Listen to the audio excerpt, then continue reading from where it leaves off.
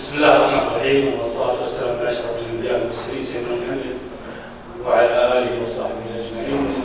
باسم القائمين على حملة رياض الجميع ورئيس الحملة السيد خالد هيد، نرحب بكم حضورنا الكريم في ديوان مختار منطقة الربعي سالم القريلي. نشكره حقيقة على حفاظ الاستقبال هذه الجمعة الطيبة بحضور سعادة الشيخ الدكتور طلال فهد الأعمى الصلاح رئيس اللجنة الأولمبية الكويتية ورئيس الاتحاد الكويتي لكرة القدم ونجوم العصر الذهبي ورؤساء الاتحادات والمسؤولين على الرياضة الكويتية والإعلاميين وضيوفنا الكرام.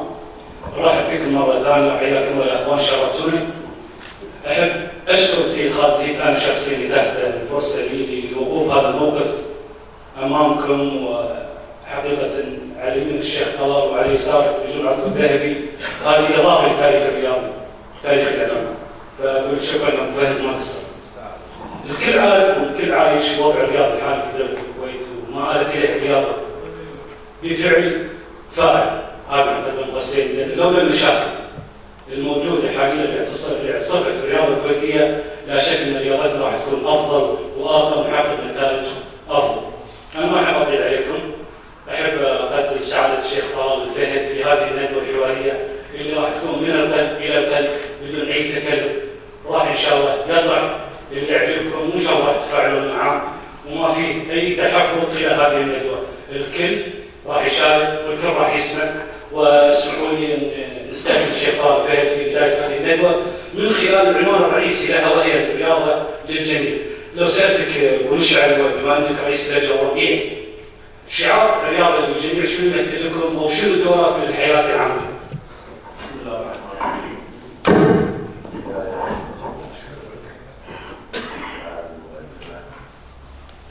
شكر موصول للإخوان في حملة الرياضة للجميع على الصلاة وبارك العالمين، وشكر موصول كذلك للأخ المختار صاحب الديوانية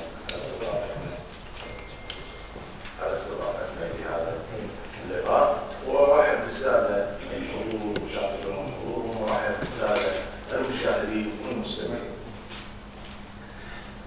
حقيقة يعني لله الحمد يمكن صار لي فترة مع الإعلام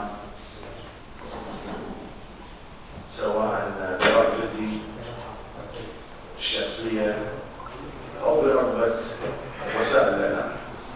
أنا لم يكن دعوتي حقيقة لأي وسيلة إعلامية، لكن دائما يكونوا متواجدين في بعض المناسبات وأعلم أن يكون هذه المختارة بشكل كبير.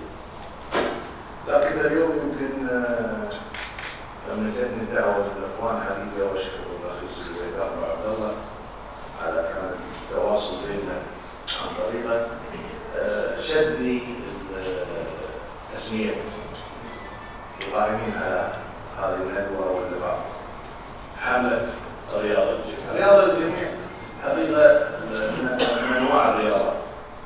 في العالم هناك 3 أنواع رياضة: رياضة للجميع، رياضة تنافسية المحلية، ورياضة تنافسية الخارجية اللي يجي منها صناعة فقط. الرياضة للجميع أنك تعمل تهيئ السبل، كل المجتمع يهيئ السبل لممارسة الرياضة للجميع، إنه يكون هناك نشر للثقافة واللي هي الثقافة الرياضية، ومع الأسف احنا نفتقر إليها في الكويت، بحيث إنك توصل إلى تثقيف الناس. مع الأسف يعني احنا في الكويت نعاني كثيرا من هذا الأمر، خاصة مع المسؤولين أو مع الدولة ككلها عشان أكون واضح. ليس هناك مجال للإبداع إلا بمبادرات شخصية، ما يكون مجال من التبدع. العمل التطوعي بشكل نوعا ما مرفوض في الوسط الكويتي او الثقافه العامه الكويتيه. انتم تشوفون في دول العالم ترى تقاس تطور الدول او تقدمها من العمل التطوعي لديها، من القياسات اللي تقيس فيها تطور الدول. احنا اليوم ما في تشجيع لهذا التطور او لهذا التطور اللي يمكن تلاحظون بعض المجتمعات خاصة الدول المتقدمة تجعل العمل التطوعي كنوع من العقوبات حتى تثقف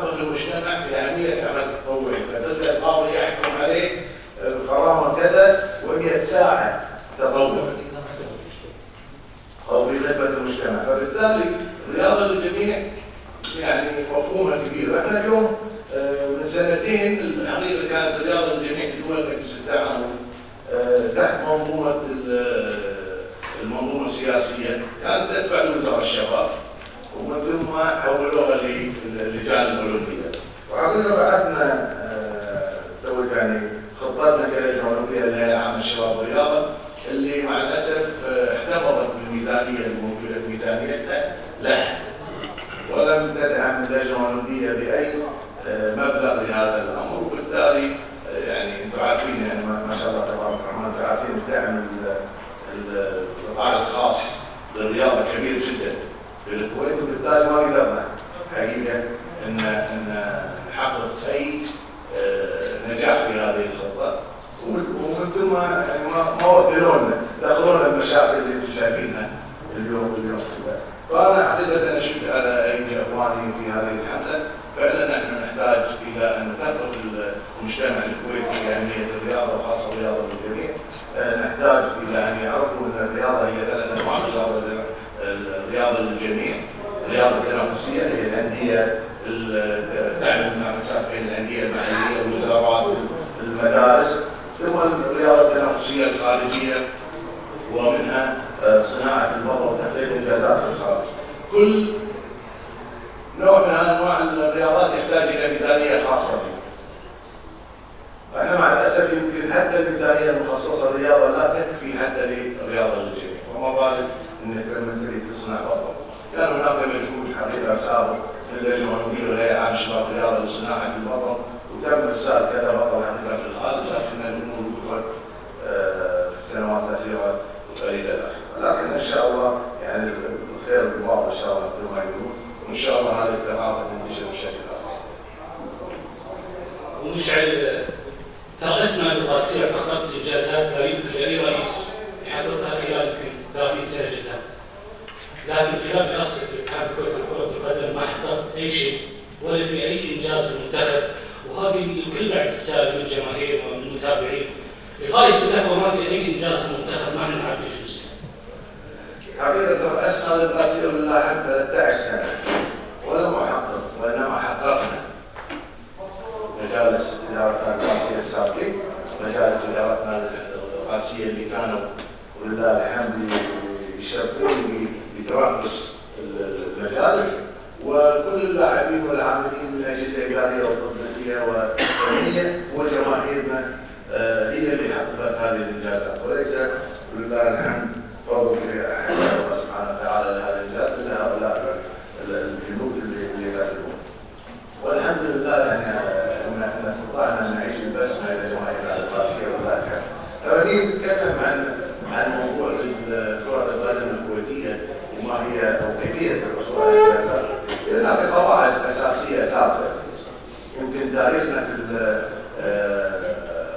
الخمس سنوات السابقه في الاتحاد الكويتي لكره القدم لم نحضر الدعم اكثر من سنتين او 3 سنوات بالكثير دعم حكومي كامل، وانما جميع السنوات الاخرى كانت دون دعم لا مادي ولا فيزيكي.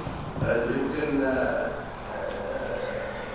بعضكم ممكن ما يعلم ان احدى المباريات تم رفض اعطاء نفيذ، مباراه رسميه تصفيات كاس، تم رفض اعطاء نفيذ للفريق المنافس، ولما صار ضغط جماهيري على هذا الامر دزونا فيه الفريق المنافس ان نروح نخلص فيزهم من الجهات المختصه ونسروا الحكام. فيعني حقيقه اضطرينا ان نطلع المباراه، رحنا الدوحه نلعب، وكلمت الهيئه حقيقه، كلمت الاخوان في الهيئه قلت لهم شلون في مباراه من تعطيني لان عاطفيه الحكام لجان لاداره المباراه. وطبعا يعني هذه من الامور الثقافه اللي يحتاجها الاخوان في الهيئه ان يعرفون ان المباراه يجب ان تقام بحكام. لكن ان شاء الله يعني الامور تتعدل عندما يعني تزيل هذه المشاكل وتنتهي. اليوم احنا نتكلم عن الاتحاد الكويتي. يا اخوان، اي عمل تطوعي او مؤسسي يعتمد على مقومات اساسيه. اليوم تعال نقيس الاتحاد الكويتي لكره القدم من جميع النواحي، لا تقيس النتائج،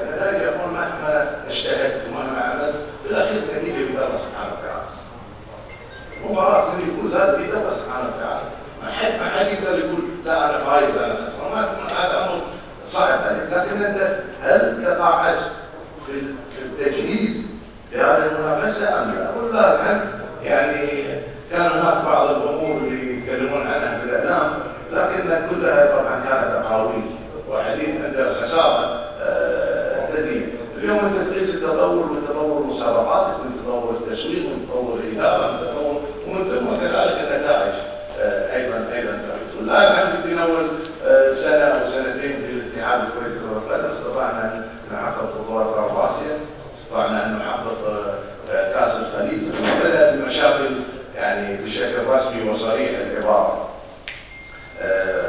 مع الاتحاد، لكن قاتلنا وحاولنا، استطعنا ان نجيب تسويق، استطعنا ان نطور من العمل المؤسسي داخل سواء الهيئات القضائيه اللي موجوده او تطوير المسابقات.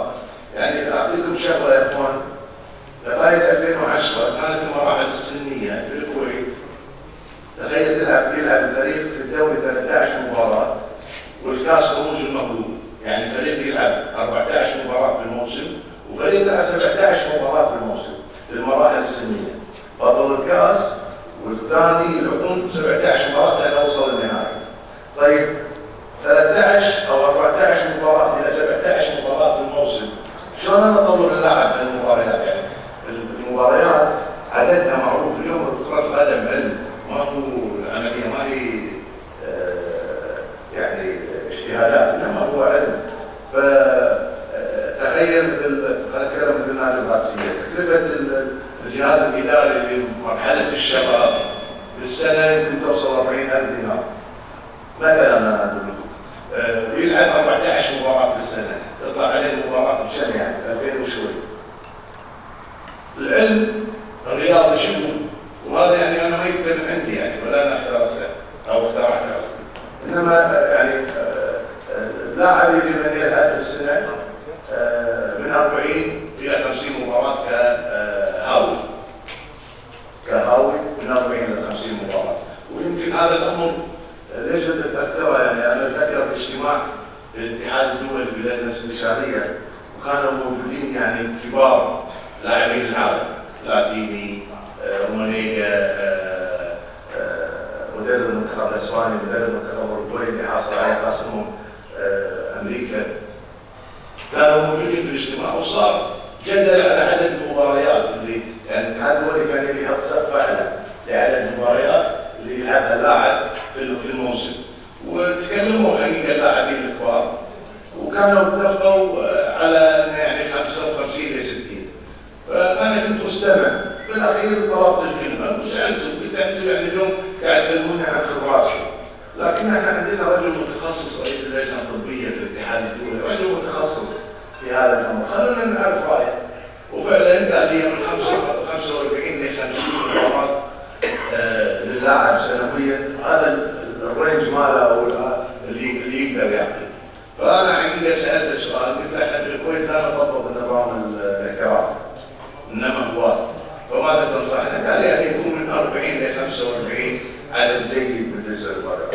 هذا التطوير اللي عملناه، احنا اليوم اللاعبين يلعبون من 27 الى 30 مباراه في المراحل السنيه، الفريق الاول يتعدى والسن العام يتعدى 40 مباراه في الموسم.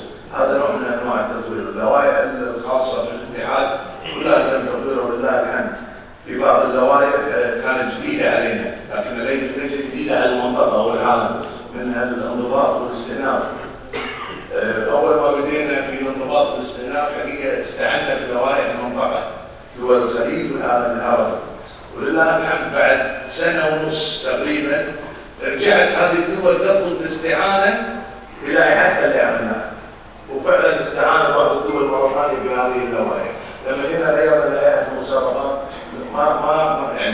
ما اجتهدنا كثر ما نقدر، لكن جبنا لائحه المسابقات الاتحاد الدولي، لائحه مسابقات الاتحاد الاسيوي وعربناها وحطيناها وضفنا ماده واحده بس اللي هو السلام الوطني قبل اي مباراه.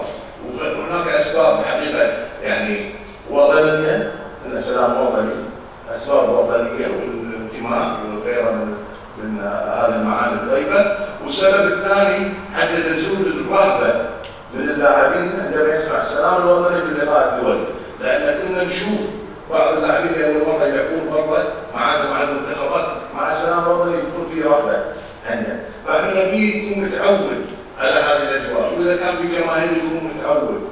فالتطوير حصل في كل المجالات، لكن يا اخوان لما تيجي تقول لي تطوير فني، تطوير فني اذا انا ملتزم بسقف معين من الرواتب للمدربين، اليوم المدربين اختلفوا عن قبل، فيلبس دولاري لما كان يدرب القادسيه كان ياخذ 3000 دولار. اليوم ياخذ بالشهر $1,000,000 دولار. فيعني تتخيل التطور اللي صار، لغايه اليوم في سقف اعلى لك كمدرب، ومع ذلك نتماشى، ولله الحمد يعني في الاخوان، لان الفريق الاول لكره القدم او المنتخب الوطني هو اللي يركزون عليه الجماهير، لكن يا اخوان عندك انت جميع المراحل السنيه، يعني في اول مره في تاريخ الكويت مرحله الناشئين تتاهل نهائيات كاس اسيا 3 مرات ورا بعض، وهذه ما حصلت في اي تاريخ اتحاد سابق. ولله الحمد بطولة الخليج للصالات أقيمت مرتين وحصل منتخب الكويت عليها مرتين، ولله الحمد أول مرة نتأهل لكأس العالم للصالات، وكنا يعني جديد يعني قاب قوسين أو أدنى مثل ما يقولون في التصفيات الأخيرة إن لكأس آسيا كنا على رأس مجموعة، واللي يعني الدول اللي كنا مباريها ومستوانا متقارب وياها هي اللي تأهلت لكأس العالم.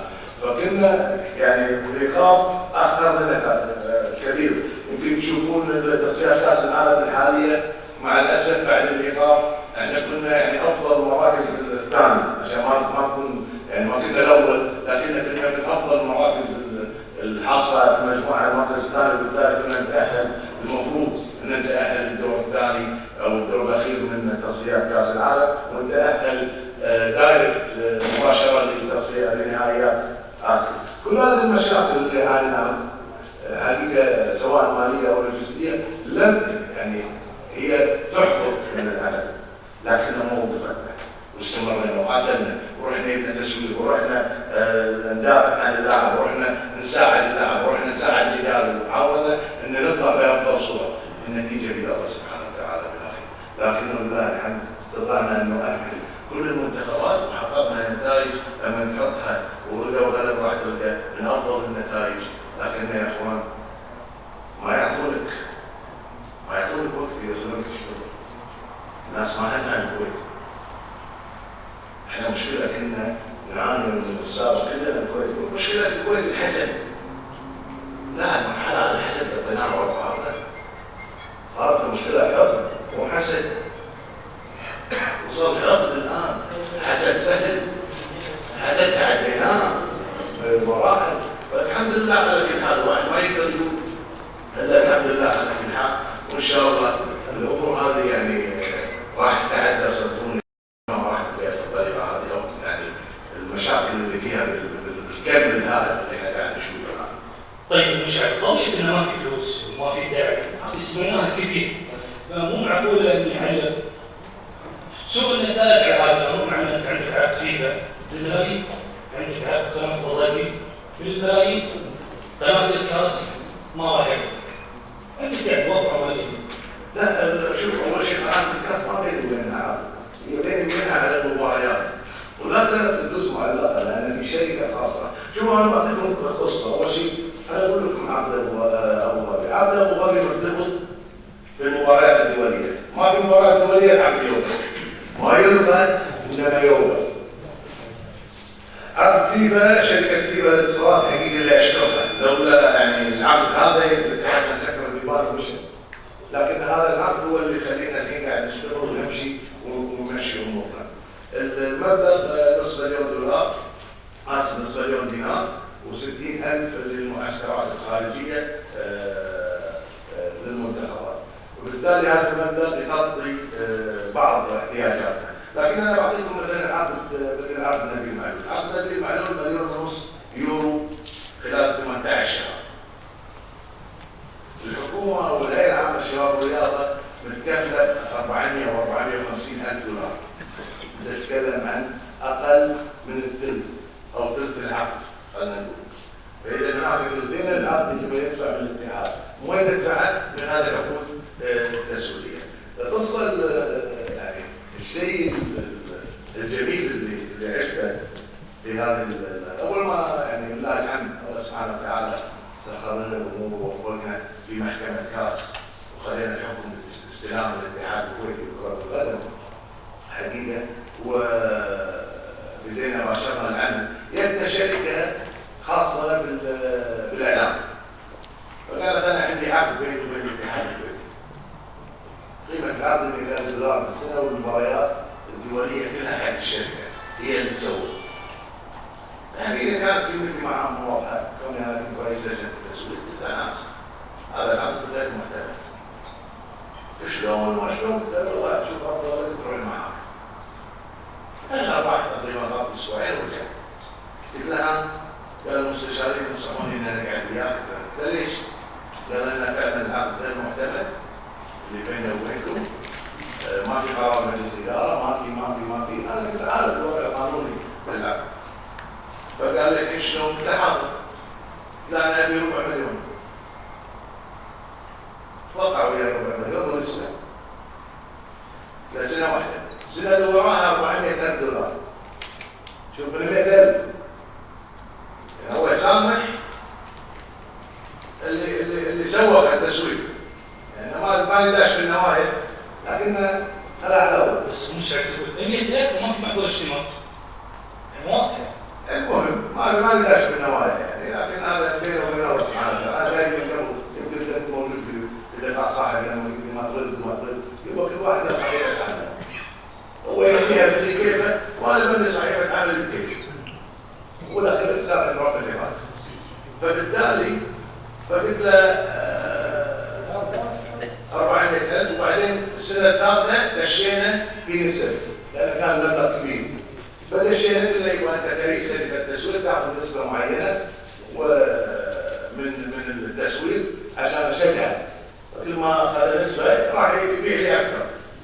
وفعلا الحمد لله بعدها حقيقه وصلنا مع قناه ابو ظبي 1,600,000. شوف اللي باعوا 100,000 1,600,000 بالسنه ولمده 6 سنوات، او 1,500,000 اسف 1,500,000 لمده 6 سنوات، يعني 9 مليون. يعني الرياض كان بيبيع 10 سنوات بمليون، احنا يبنى بيها بالله لحد 9 مليون.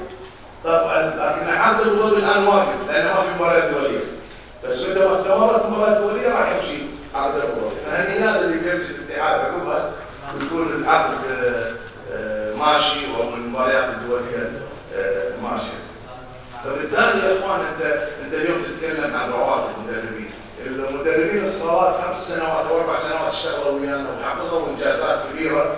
الهيئه 4 سنوات ترفض ان تعتمد عقد، وبالتالي احنا كنا كاتحاد نتكفل بهذا العقد. اليوم السنه الوحيده اللي وافقتنا على 1/4 اللي فات، مو هذا اللي قبله، وافقت على العقد لمده سنه ولين اليوم ما اعطوهم دينار. تبون اقول لكم معلومه جديده عليكم. تذكرون بطوله السعوديه خليجي السعوديه اللي غلبوها مع عمان؟ طلعنا من الدور خليج 22 يعني ما الدور السابق غلبونا 5 5 الاخير في الرياض 22 تتذكرونها؟ كنا طالعين معسكر ابو ظبي تتذكرون؟ ترى لليوم الهيئه ما اعطتنا فلوس المعسكر لليوم لم يتم صرفها من الهيئه، صار لنا الحين كم 60 لليوم. دزونا قالوا اوكي روحوا، طلعنا على حسابنا على موضوع الاهداف. لا ما في عوده هذا مع الحق.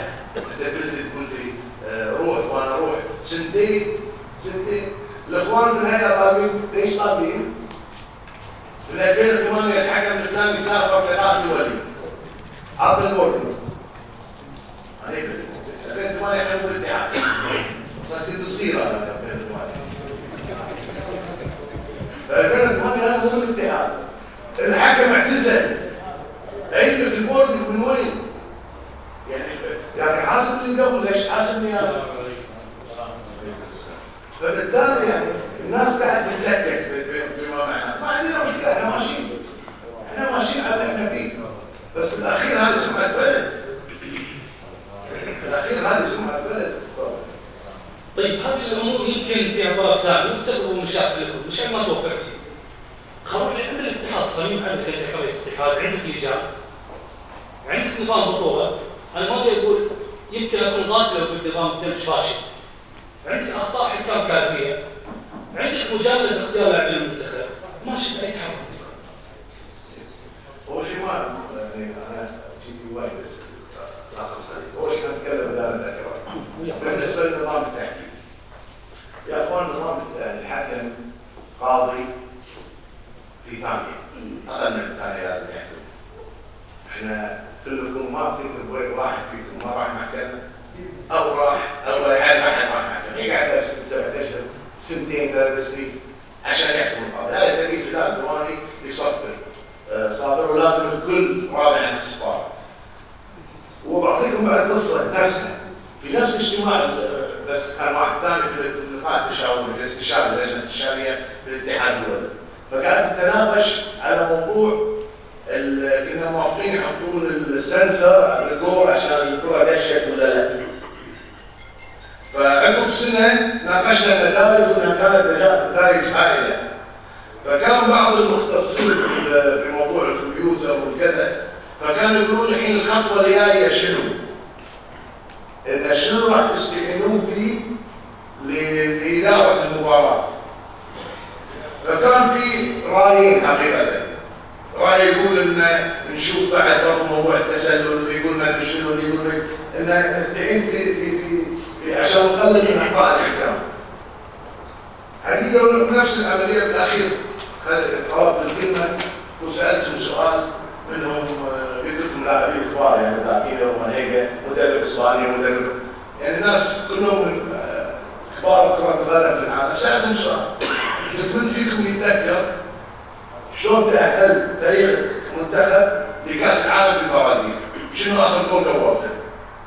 الكل ما تذكر. قلت له كلكم متذكرين جول هنري فرنسا اللي اهل فرنسا لكاس العالم لان بيده خطا حكم. فالخطا الحكم من يعني من جماليات اللعبه اصلا. شوف كلنا نسينا بس الخطا الحكم هذا، لان خطا الحكم ما صفر مثل جول مارادونا كاس العالم. اللعبه الحكم من ضمن اللعبه. الحين اشوف ما حد يشتكي لا ضيع لاعب بلنتي او لا ضيع حكمه داخل 6، ما نقول شيء يعني. اذا هو من جماليات اللعبه. التطوير في الحكام شغال. اليوم مشكله عندنا في كل حكام، يمكن بعض اخوان الاتحادات موجودين، مشكله ما في دعم للحكم. لما تيجي ترفض المقابل المادي ما في. يعني حكم الكويتي ياخذ من 100 ل 150 دولار في اليوم. يعني تتكلم لو بيحكم كم مباراه في الشهر؟ 10 هذه 1500 دولار. حكم في انجلترا ياخذ 20,000 باوند. يعني اذا ما في مقارنه، انت شجع الناس تدش التحكيم، زيد المقابل المادي، حاول تدعمه. احنا هذه الخطوه وضعناها. احنا وضعنا الخطه، قلنا بالاضافه للدعم الحكومي احنا راح نوضع خطه ان شلون نرفع مستوى الحكم ونزيد العائد المالي ماله. لكن يعني اي تطوير يا جماعه راح نقدر نسويه، ما راح نقدر مع اللي قاعد يسوونه في الرياضه الكويتيه. المسؤولين الحكوميين في الرياضه على الرياضه الكويتيه اللي قاعد يسوونه من ايقافات ومن احباطات، ما راح نقدر. بالتالي هذه الاموال راح نحولها مكان ثاني. احنا محتاجين هذه اولويات بالنسبه لنا، لكن مستقبلا باذن الله ان شاء الله راح نقدر. بالنسبه لاختيار المنتخبات، يعني حقيقه لو ابدا بالقادسيه كان القرار يشكل ولا الحمد لله 20 بطوله كره القدم.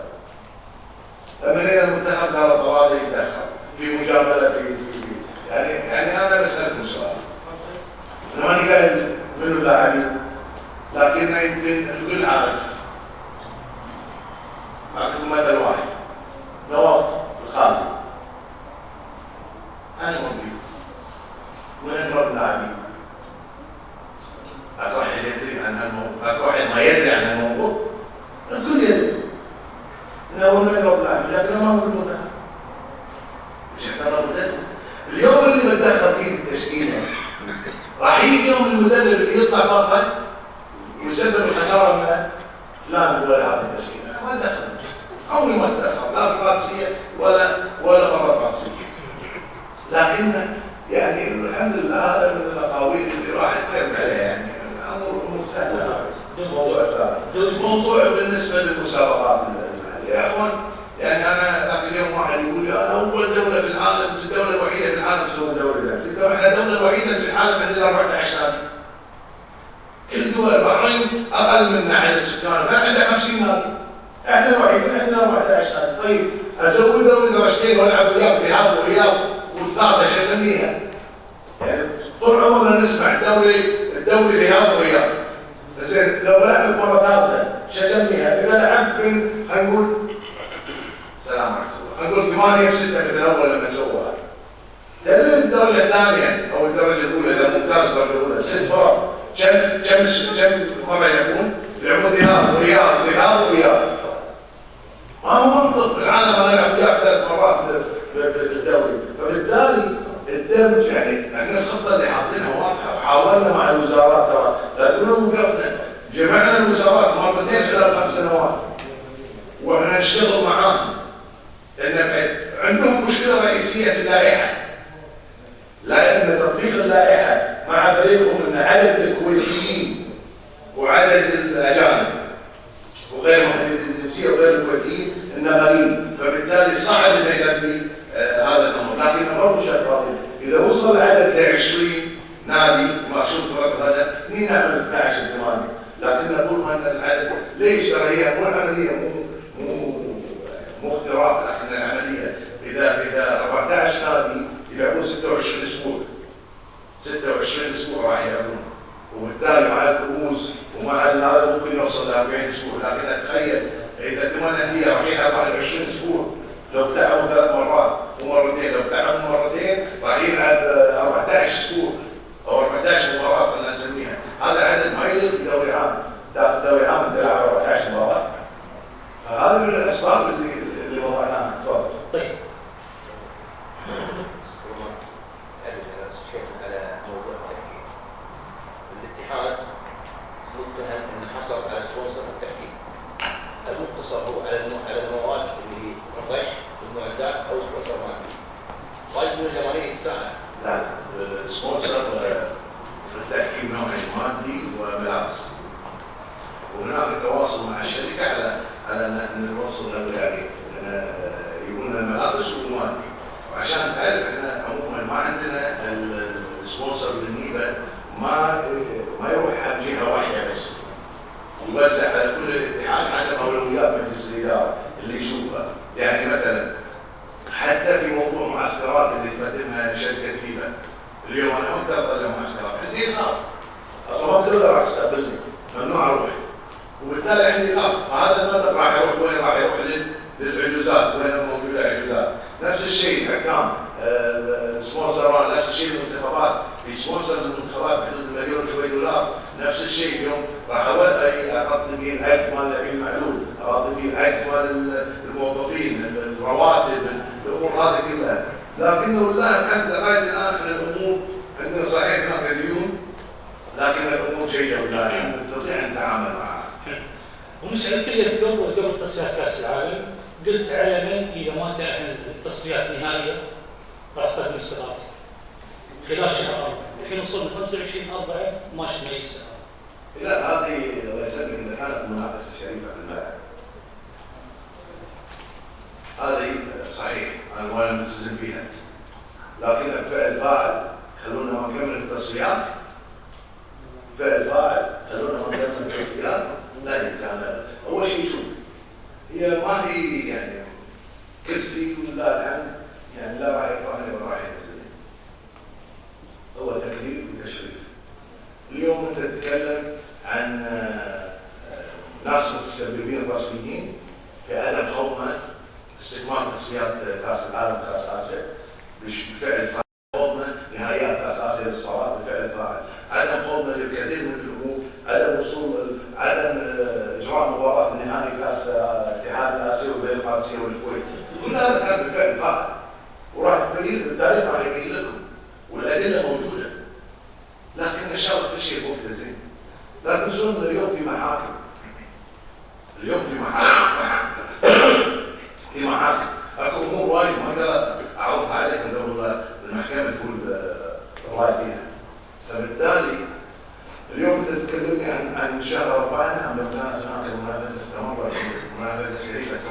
لا طبعا خلاص انا كان يعني الهدف اللي ورعناه كاتحاد كلنا هو الوصول الى كاس العالم.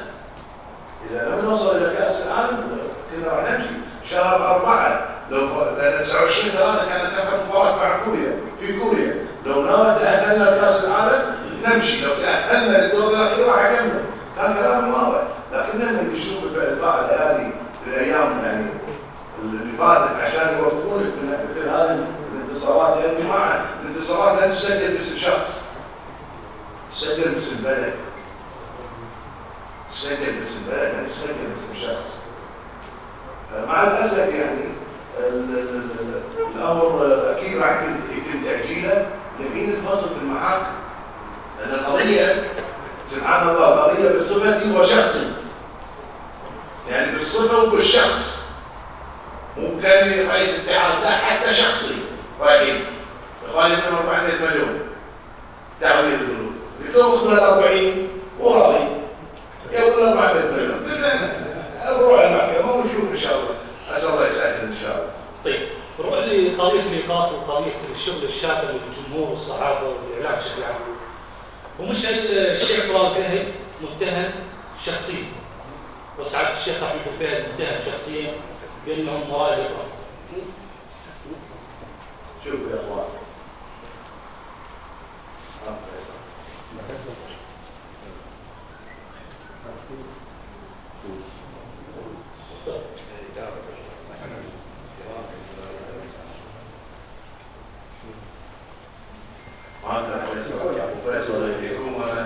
انا اعتياد يعني من ايام تضمن اعتياد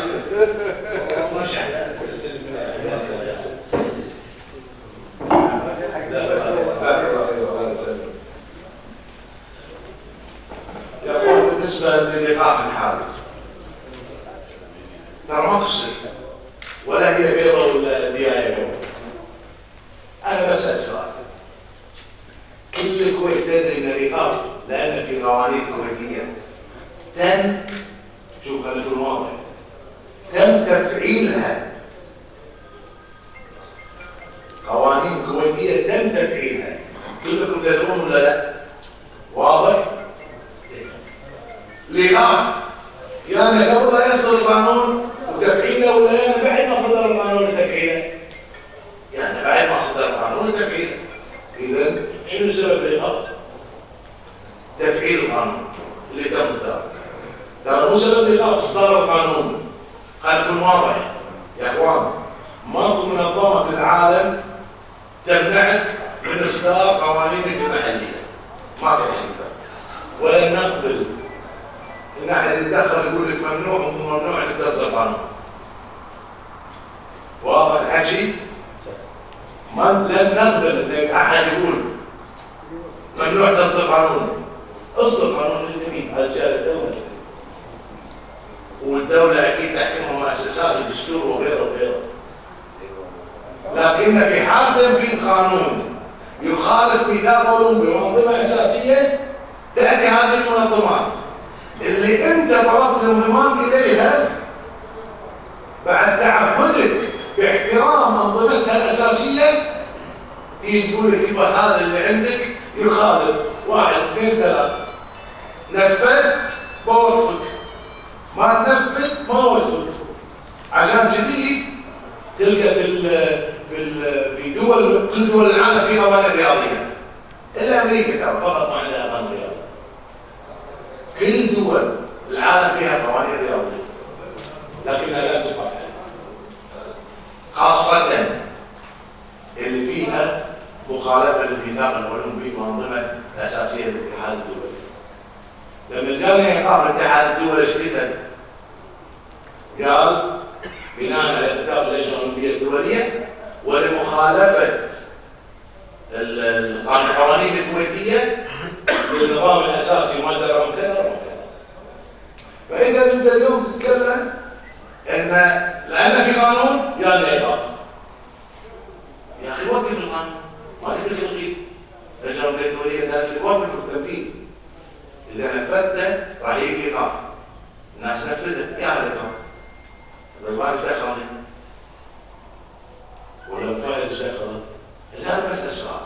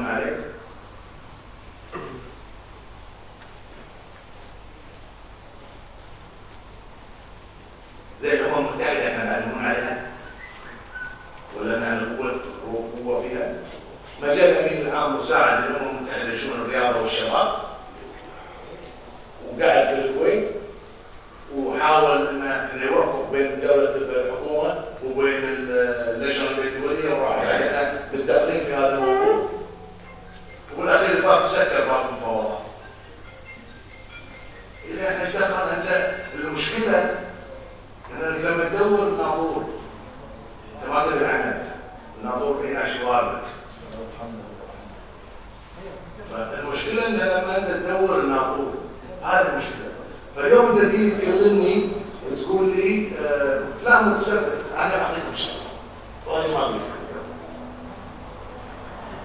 تدرون في 12 اكتوبر اللجنه الاولمبيه الدوليه او اسف الهيئه طلبت من اللجنه الاولمبيه الكويتيه ان نعمل لقاء مع اللجنه الاولمبيه الدوليه، ورسلنا اللجنه الاولمبيه الدوليه نطلب اللقاء، ويد اللجنه الاولمبيه الدوليه حددت يوم 12 اكتوبر في لوزان، ورحنا وفد من الحكومه ووفد من اللجنه الاولمبيه الكويتيه وقعدنا في الاجتماع مع اللجنه الاولمبيه الدوليه.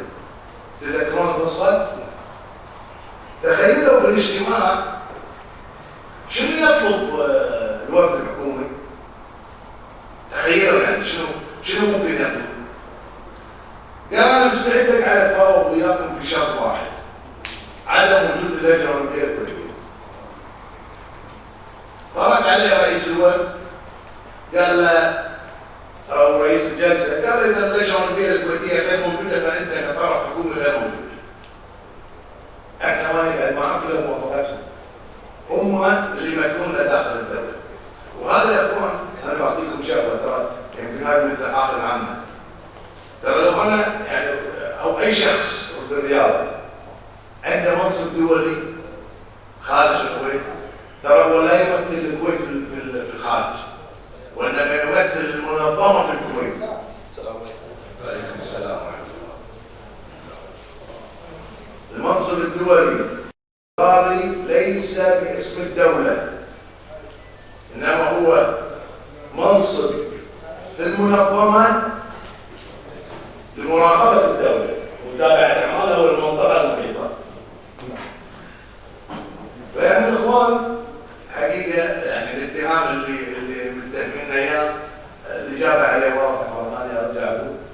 اذا كان الايقاف تم بناء على تفعيل قوانين كويتيه صادره من الكويت فبالتالي هل الايقاف جاءكم بعد تنفيذ القانون وتفعيله ولا قبل؟ اذا جاءكم بعده معناته اللي حط القانون هو المتسبب واللي نفذ القانون هو المتسبب. طيب في مراسلات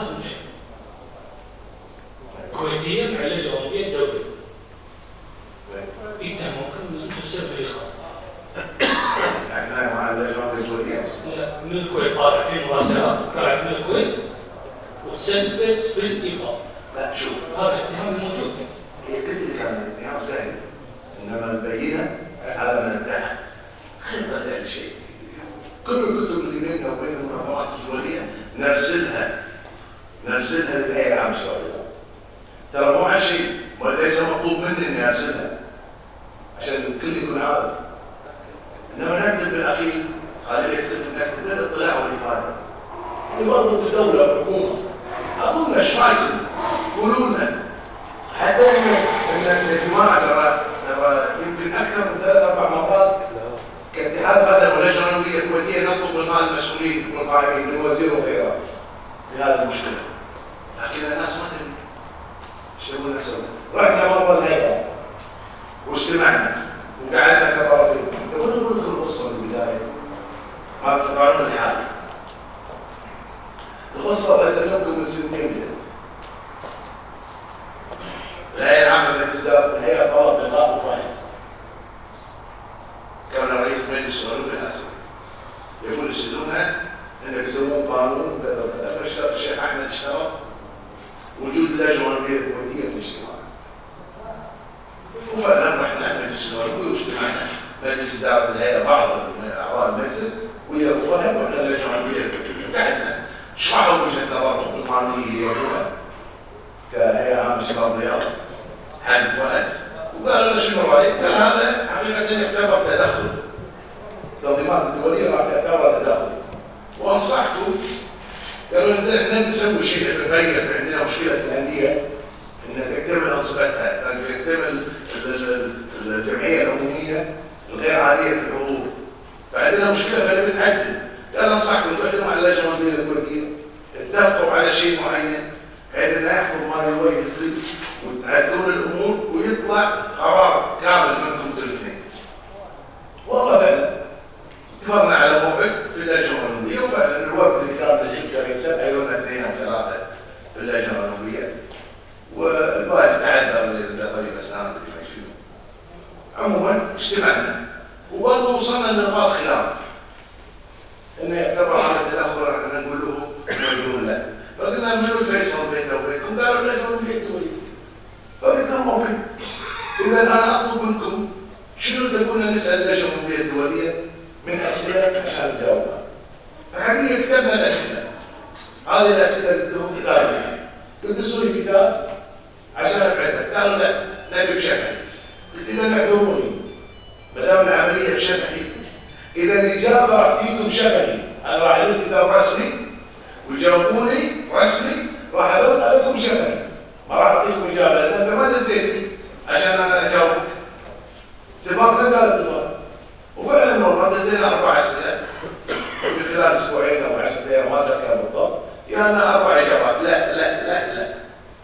ولا لا الاخوان مشوا كملوا طريقهم وصدر قانون، صدروا القانون. جينا قبل اصدار القانون كان هناك قرار في الهيئه لتنفيذ قانون 26 بالنسبه للانصبه، واحنا لقينا مدخل كلجنه اولمبيه لتصحيح هذا القرار، وسوينا قرار، سوينا صيغه قرار يعالج الخلل في اكمال الجمعيات العموميه، وديتها بنفسي سلمتها للوزير في حينها حتى ذكرت المكتبه العامه للبحر، وقلت له القرار اللي صدر فيه خلل هذا يعالج الخلل ويفك لهم الموضوع، طلعون قانون الباشا يعتبر تدخل من طرف هذا. وهذا هو يقضي صدروا القانون. هنا مرة ثانية قلنا يا جماعة الأمر في خلل، احنا واجب هذه كلها تعتبر تدخلات. قال احنا خلاص صدرنا القانون نبي ننفذ، وفعلا تم تنفيذ القانون. ودزوا لنا كتاب شهر 11 تعالوا حطوا ويانا واحد في اللجنة تشرح عن انتخابات الأندية والجمعيات العمومية، ما ردينا عليهم اللجنة الأولمبية. شهر 2 دزوا كتاب مرة ثانية ما ردينا عليهم، دزينا لهم كتاب قلنا أي لجنة هذه بناء على شنو؟ احنا ما نبي تنفذ القانون لأن ندري يمكن ننفذ القانون راح يجي قاضي. فدزوا لنا بناء على قانون، قلنا اعطونا صيغة، اعطونا القانون هذا عشان نجاوبكم. قالوا القانون موجود في الكويت اليوم، جريدة الكويت اليوم. لكن خلينا القانون، قعدنا الجمعية العمومية وسولفوا أعضاء الجمعية العمومية الاتحادات، وبعثنا الجمعية العمومية كما جرت العادة تترجم وتبعث اللجنة العمومية الدولية. اللجنة العمومية الدولية بدأت بعد تنفيذ القانون بدأت تتحرك. يوم الإخوان قلنا يا جماعة نصيحة لكم، اجتمعنا مع اللجنة، نصيحة وقفوا تنفيذ القانون لحين الانتهاء مع اللجنة العمومية الدولية. قالوا احنا شايفين كيف انتم شايفين؟ انا مراجع. طيب انتم شو تشوفون كلجنة عمومية كويتية؟ احنا ما نشوف. احنا اللجنة العمومية الدولية اللي تقوله هذا اللي نشوفه. احنا ناس نتبع اللجنة العمومية الدولية، تنظيم يتبع تنظيم. طيب شو الحل؟ ايش تبون؟ قالوا الهيئة ننتظر رد اللجنة العمومية هو الفيصل، الدولية هو الفيصل. يرد من اللجنة العمومية الدولية كان عندنا اجتماع، رحنا الاجتماع ولا ما رحنا؟ قال لا احنا لقيناه، إذا لقيت بدون كله. يدنا موظفة حتى دشينا صلينا العشاء، يدنا موظفة قالت هذا كتاب لكم. قالوا منا يحتاجون. لو هم دارسينه الصبح كما هذا الموظف تنظر لي بالليل مسكين عشان تعطينا الكتاب وتقول ترى احنا فرضنا منكم. مع ذلك رحنا الاجتماع في لوزان، والحكومة بالآخر الوقت الحكومي طلب إعطاء مهلة، وأيدنا كلجنة عمومية كويتية قلنا فعلا يا جماعة إجراءاتها تأخذ وقت، احنا نوافق على المهلة، نتمنى منكم يا لجنة عمومية دولية أنتم تعملوا المهلة، والفرض اللجنة العمومية أكثر من أسبوعين. كذلك لا تنسون شهر 7 كان يحفظ يتم في شهر 7. اللجنة العمومية الكويتية بعثت كتاب للجنة العمومية الدولية تطلب بتمديد المهلة اللي مددوا له اكتوبر، ويوم قالوا لا هم يوقفون معكم وتعادلنا مع لبنان، وش دخل اللجنة العمومية الدولية مع لبنان كوريا اصلا عملنا ما كنا طلعنا ايامها، كان لكن كنا عملنا انتهى البروجرام. فالناس طبعا بعض الناس تدور بس اي كلام، لكن ما تبي توعي الناس. هاي جماعه الاوراق وكلامي كله مدعم باوراق. انا ما اقول كلام، انا عندي اوراق بدل الناس مكتوبه وخلاص. اقول لكم شغله غريبه عجيبه. انا ما نتكلم عن تاريخ الرشاد بالكويت، كله بالثلاثينات ومن يابس ايران والمطوع وشنو والعبو سنه 52 شكلوا الاتحاد الرياضي الكويتي. شنو مهمه الاتحاد الرياضي الكويتي؟ متطورين، ناس متطورين شكلوا الاتحاد الرياضي الكويتي. شنو مهمته؟ انه يشكل اتحادات عشان يقدر يشكل لجنه اولمبيه. الاتحادات قدم، سله، طائره، تنس طاوله، تنس ارضي، بعض الاتحادات يعني بعض الالعاب. هذا سنه 52 حتى دائره المعارف كانت تصرف عليه، و54 دائره الشمال نشروها فهي تصرف عليه. 57 انشئ الاتحاد الكويتي لكره القدم وكملت باقي الاتحادات. متى خلع كويتا في الاتحاد هو الاتحاد الكويتي لكره القدم؟ 57 انشئ، اخذ 62 5 سنين. ليش؟ لما تاكد الاتحاد الدولي ان نظامك يمشي مع النظام، انا ما في خلاف، ازيدكم الشعر بك. شكلنا اللجنه الاولمبيه الكويتيه بعدها بالستينات اول الستينات. 62 طلبت الانضمام للجنه الاولمبيه الدوليه. موافقه ما جتنا سنه 66 بعد كتاب الله يرحمه مشاري عبد الله روان وزير الشؤون انذاك، وقع تعهد بالكويت بالالتزام بالميثاق الاولمبي وتعليمات اللجنه الاولمبيه الدوليه. يلا قرأوا كويتك، لان كان في الكويت يخالف الميثاق الاولمبي النظام الاساسي. فبالتالي انت الحين تجيني بعد يعني 50 سنه يعيشني ان احنا عندنا دستور وديمقراطيه وكذا. اكتشف بعد ما تعديت على 50 سنه الدستور اقدم مني، بس عقب ما تربيني 50 سنه ان انا عندي دستور حريه راي وعندي وعندي اكتشف بعد 50 سنه ان هذا كله كلام كراهيب، ان هذا كله ورد. لا تحترم الراي الاخر ولا تقدر الراي الاخر ولا تبي تسمع الراي الاخر وعندك راي واحد اصلا، ولا تبي تحترم لا الدستور ولا تحترم قانون ولا عقب 50 سنه ولا تهمك مصلحه بلد ولا تهمك مصلحه شعب. لمتى؟ يعني هل معقول 50 سنه انا عايش كذي على فيلم؟ عموما هذه القصه يا اخوان. انت دخولك للتنظيمات هذه سواء اتحاد كره القدم او اللجنه الاولمبيه الدوليه تم بناء على تعهد بانك تلتزم بالالتزام اللي يقولونه. طيب مش يكون قد مخربط، لكن موقف اللجنه الاولمبيه الدوليه كان متعنت معه. هذا وجهه نظر الشاطر. يعني هذا ما ادعي يعني عرفت، ولا الاتصال حقيقه بيني وبين اللجنه الاولمبيه الدوليه عشان اعرف شنو الراي. لكن اللي قرأناه واللي شفناه حسب المراسلات اللي تجينا كان امر واضح. صدقت موافقه في الاجتماع في الامم المتحده اللي صار في جنيف، تمت موافقه. تغير الامر، تغير من الوصلات للوثيقه توقع في الكويت في الاشهر. هذا احنا ادعينا حسب الوثائق اللي عندنا والاجتماعات اللي موجوده. طيب في مبادره برفع الايقاف؟ في مبادره. اتمنى ان يكون هناك يعني حكماء في الحكومه اللي تشتغل لرفع الايقاف، لان انا يعني اقتنعت بالشغله ترى المتطرف هو الشباب الرياضي. هو شباب يعني احنا بدون ايقاف ما حسوا فينا.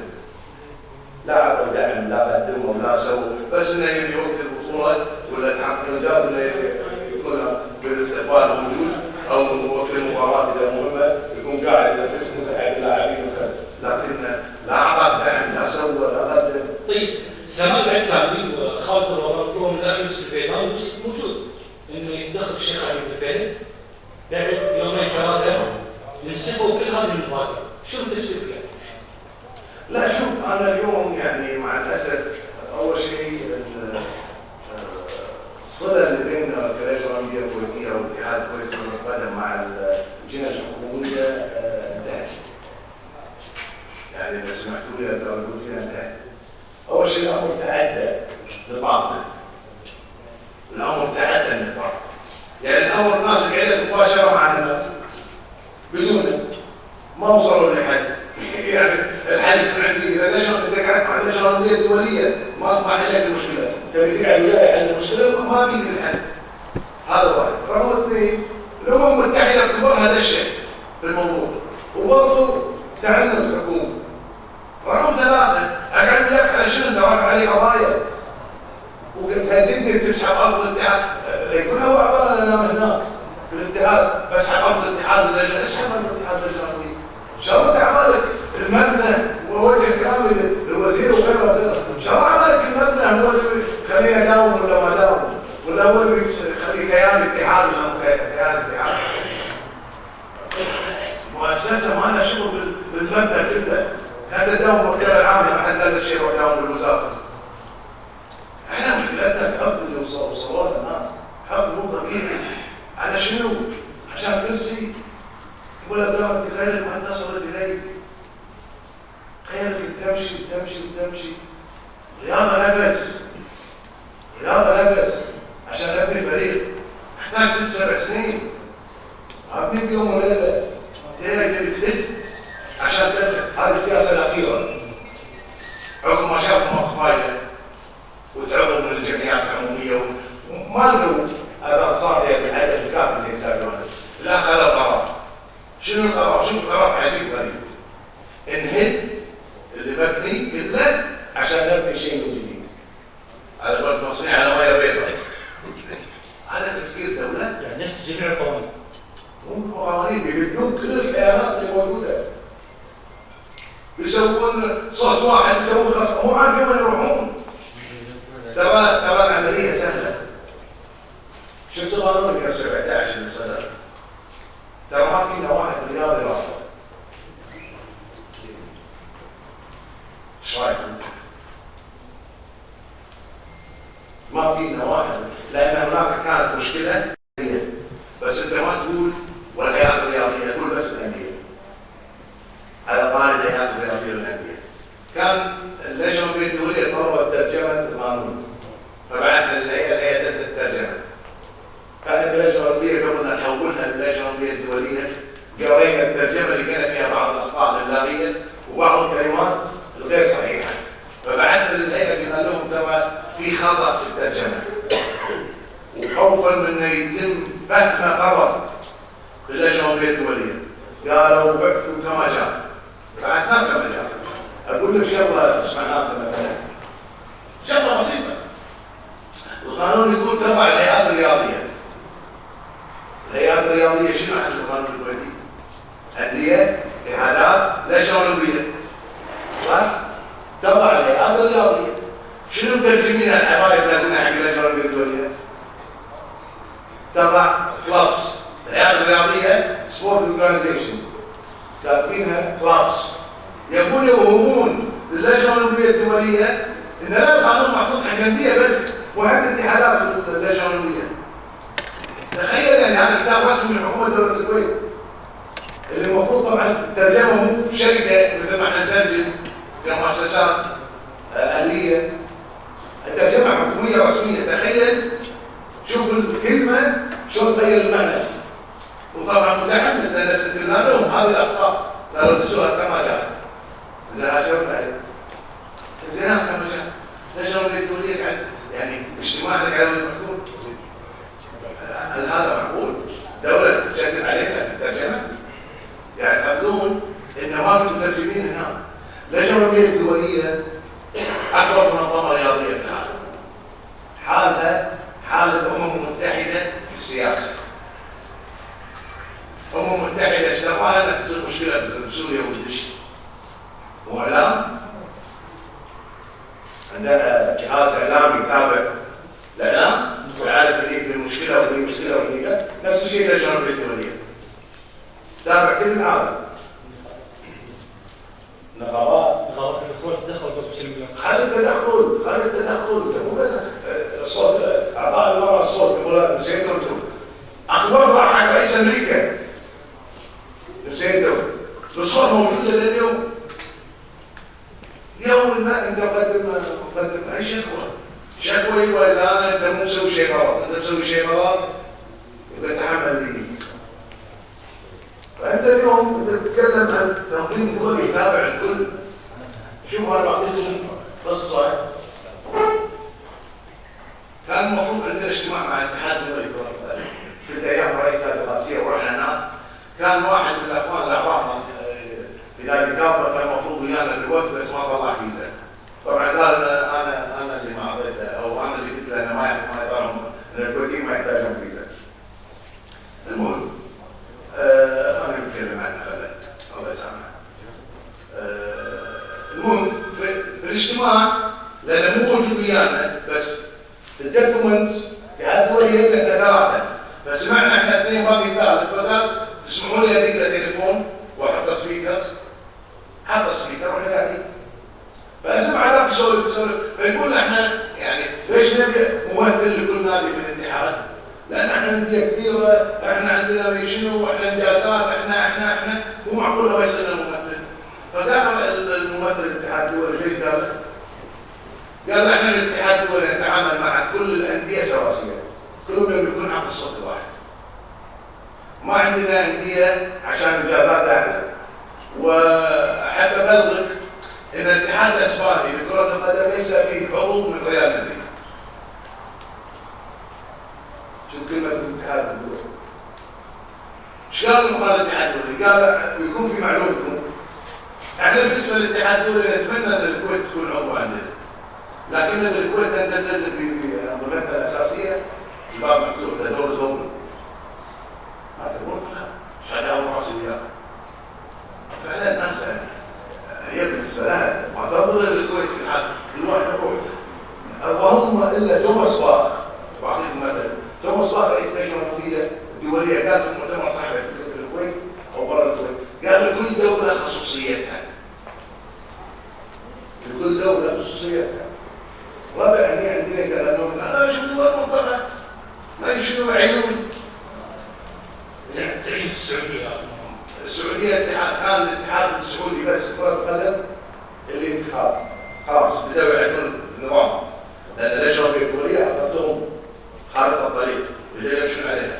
فكان بس الاتحاد السعودي كره القدم في انتخابات. لكن اقول لكم شغله اللجنه الاولمبيه السعوديه تملك 5 اصوات لا حق التصويت عن 5 انديه في الاتحاد السعودي لكره القدم. تبدأون تبالغ السعوديه لا تاخذ نظام كامل لا يعني عايز قدامك حتى في موضوع التعيين في باقي الالعاب. ياتي السعوديه طبعا عشان تعرف المبدا من تعيين كامل انتخاب كامل راح يصير دروب. متفقين ولا لا؟ فبالتالي يسوون لهم برنامج انتخابات الجايه نصف النص والتعيين عن طريق اللجنه الاولمبيه السعوديه وليس الهيئه الرعايه العامه للشباب. بعدها ب4 سنين انتخابات اللي وراها يقلل عدد التعيين. تركنا في الكويت في الاتحادات اللي حق التعيين 2 اللجنه الاولمبيه اللي حق التعيين 4 بس الناس ما تقرا اللي بيكتب بالاعلام هذا مو القران استغفر الله يا رب. فبالتالي يعني طلبي للكل حتى كلام لا اسمع الطرفين واللي يقدم لك البينه ساعه تحكم له لان هذا اللي الله سبحانه وتعالى بيحاسبك عليه. السؤال الاخير مشعل واعتقد ما هو اليوم. سبقني مفهد على طيب لو كنت مسؤول ومشعل اعطوك ملف الرياض شلون تنقذ من هذا الاسئله عندك؟ الشيء النص اول شيء الموجودين. نص الموجودين. هي الحكوميين. شوف هذا اللي انت مدور كلها مرة. إذا كان يطلبون مني إني أجدد أو أدرس كتاب بخارج الحقيقة فرب السجن أحب إلي مما يدعونني إليه. واضح كلام. عشان تجيني ما حديثي. لأن يدوم ما راح أجدد. لما يطلع لي مسؤول حكومي بارز منصب كبير ويجدد يبقى هذا بشيء بطنه. وما دام بشيء بطنه يبقى ما يصلح. إن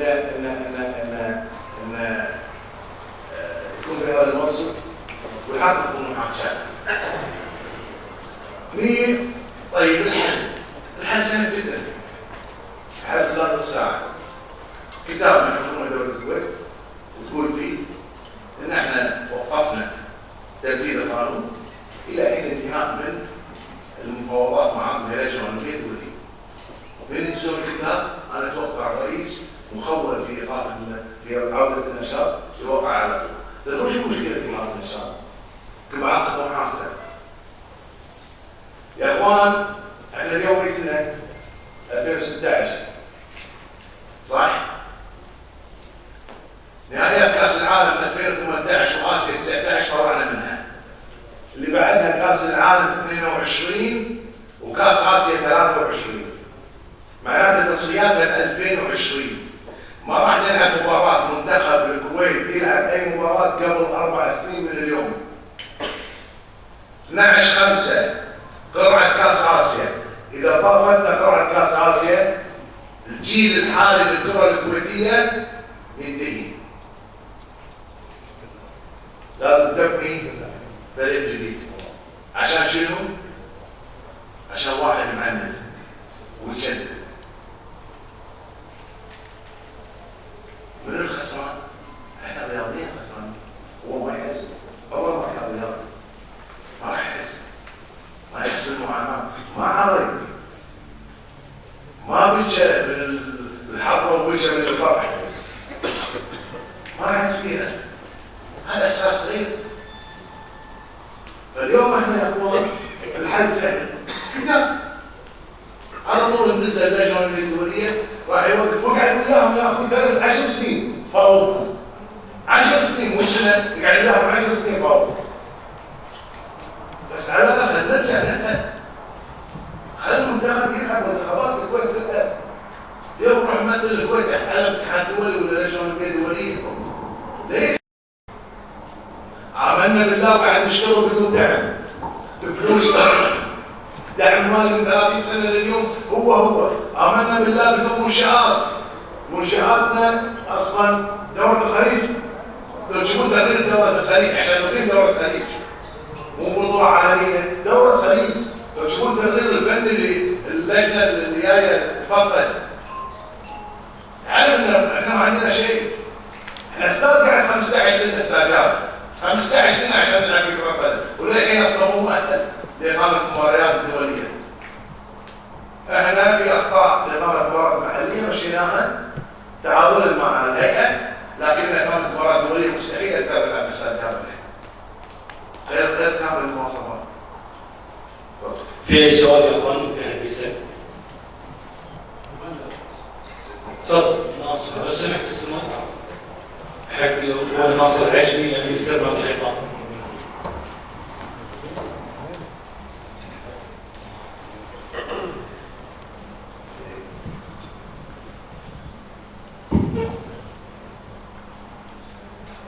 بسم الله الرحمن الرحيم. بداية نشكر الأخ خالد والأخوان القائمين على هذه الندوة.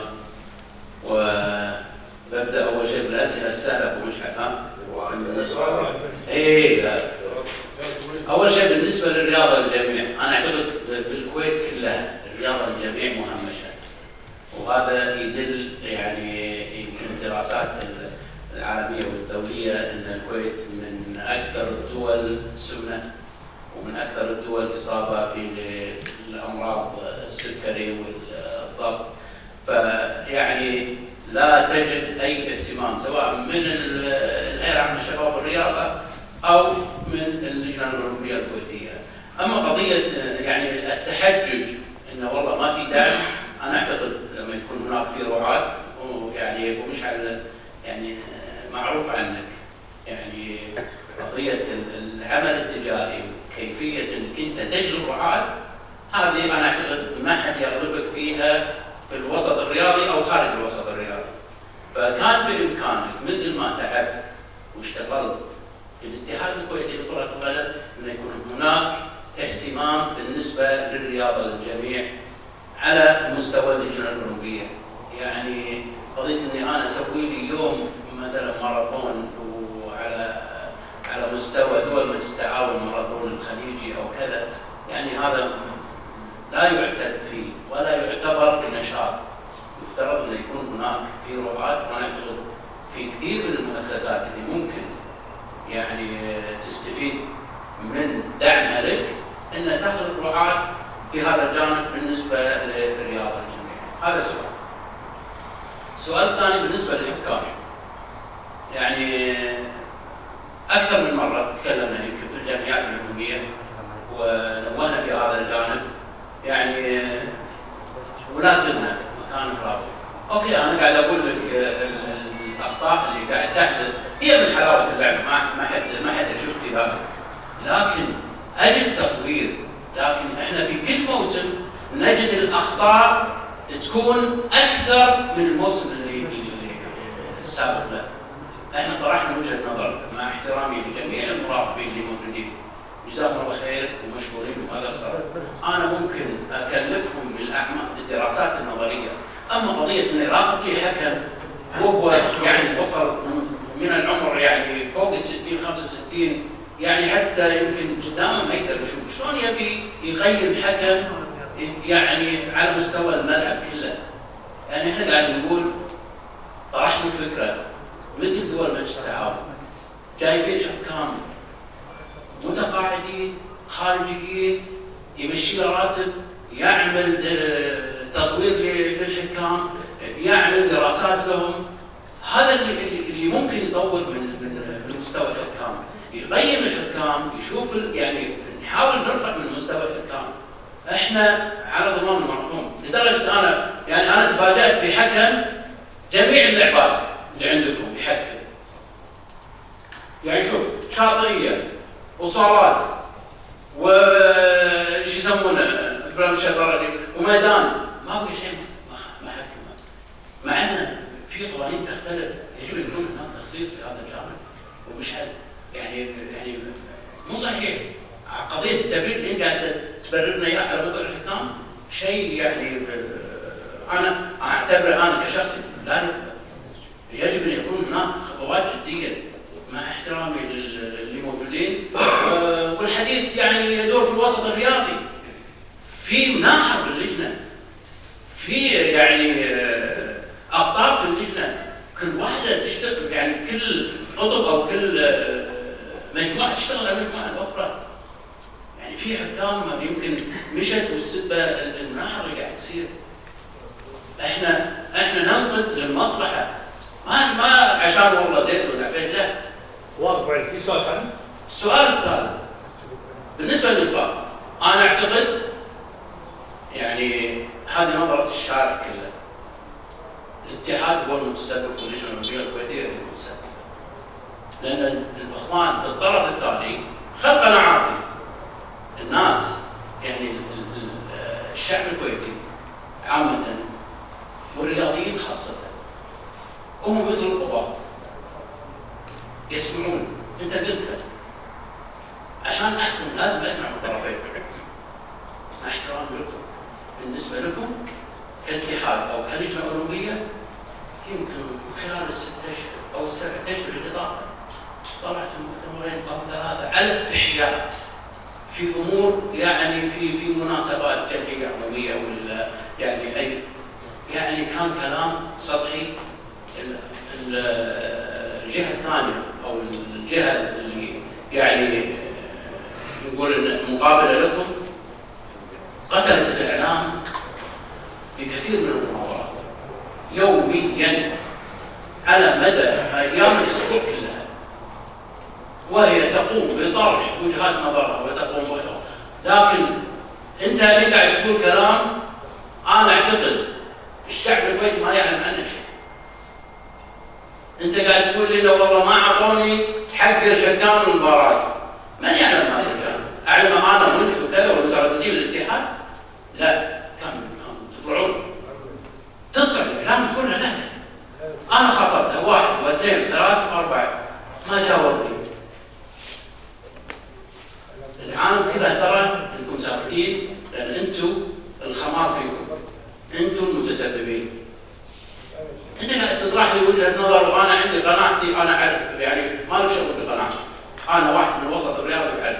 لكن اللي قاعد يصير بالشعب الكويتي كله ساكتين الى ان هم بطلوا شيء، ساكتين هم اللي بالتالي كلام ان انا والله اسكت لما يعني على قولتهم يلبسوني ثوب التهمه. لا، عندك اذا عندك من المستندات، عندك من الادله، عندك من الاثباتات، واعطيها قدام الشارع الكويتي وقول له هذه واحد اثنين ثلاثه اربعه. فبالتالي هذا اللي انا يعني حبيت مشكور. السؤال الاول، الرياضه الجميع مهمه شيء، شنو دورك كرئيس لجنه اولمبيه؟ طبعا يمكن هذا ما يذكر مره. نعم انا معترف ان انا مؤسس الرياضه للجميع في اللجنه الاولمبيه الكويتيه، مؤسسين احنا مجلس الاداره لسبب ان هناك اولويات صارت عندنا.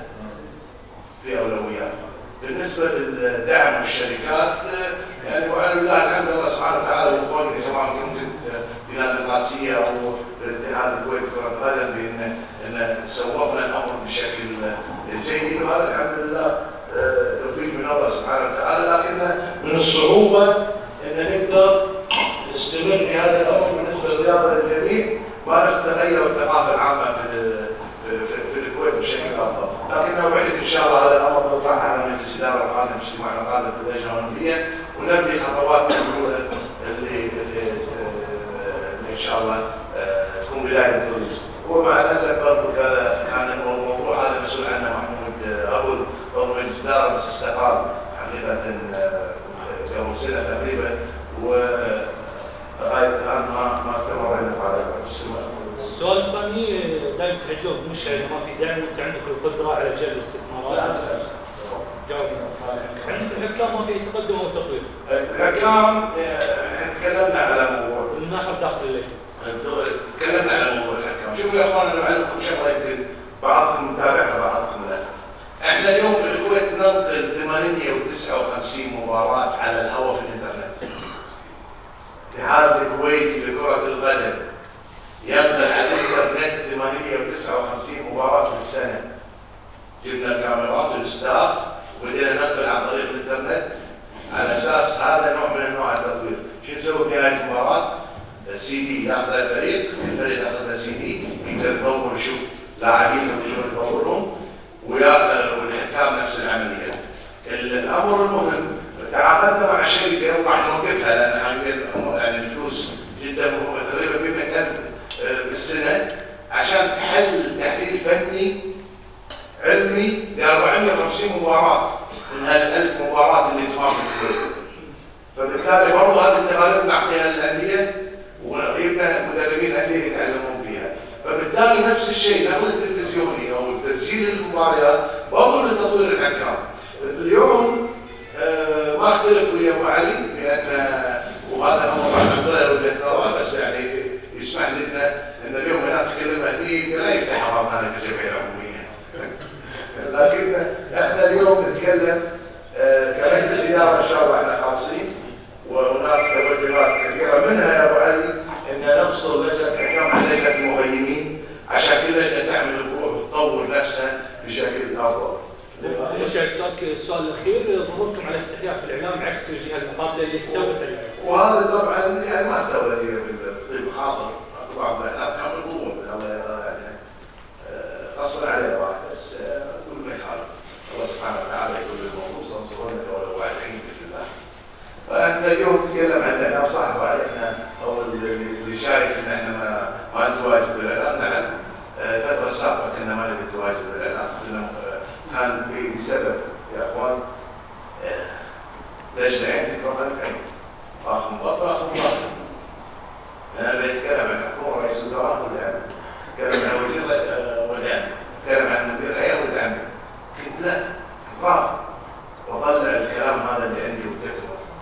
لكن الحين لما خلاص الناس ما تبي تحل مشكله، ما تبي تحلها، وجدنا القضاء يربطونها. هذه الاستراتيجيه راح تطرح في المجلسين الجديده، ناخذ رايهم فيها، وان شاء الله راح نجيب اللقاءات القادمه والاوراق يا ابو علي اللي راح تطلع راح تشوفونها في القادم من الايام ان شاء الله، بعد ما ناخذ موافقات المجلسين على الاستراتيجيه الجديده للاعلام او تواجدنا في الاعلام كمجلسين. لان يعني اتوقع عدنا العيله صار لنا سنه ساعتين، تقدر نقول يعني الناس اذا تتكلم صراحه بس صراحه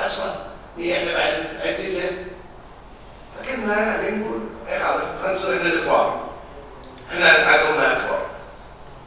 اي خلاص الناس دوموا، خلوا الناس الحال خلاص الحين خلاص شو مدروكه. بعد ذاك العيب اكثر من شيء، بعد ذاك العيب لا راح